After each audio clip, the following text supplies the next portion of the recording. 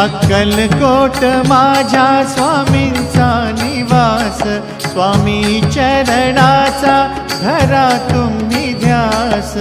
अक्कलकोट माझ्या स्वामींचा निवास, स्वामी चरणाचा धरा तुम्ही ध्यास।